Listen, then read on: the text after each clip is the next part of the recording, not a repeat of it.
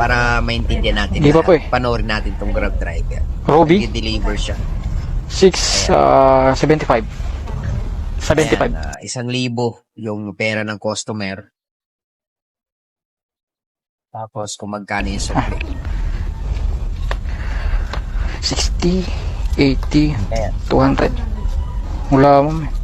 Okay na po. So 250 yung sinukli niya sa 1,000.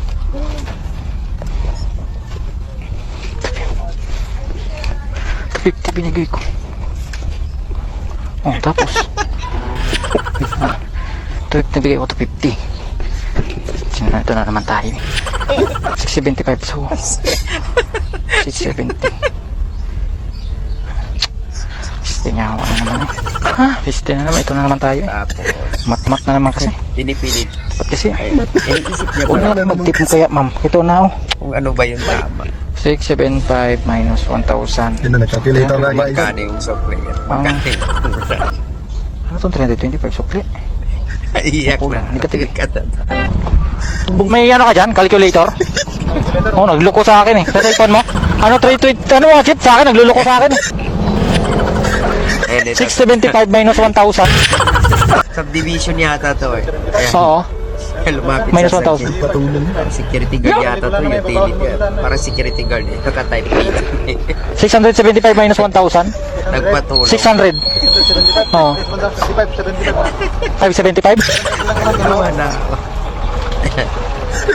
Kwenta rin yun. Ito mo. 675 Naluluhan na. minus 1,000.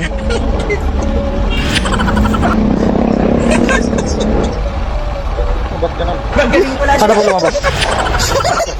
Negative. O diba? Nalito nga rin ako. Ibig sabihin, lugi. Kulang sa ano?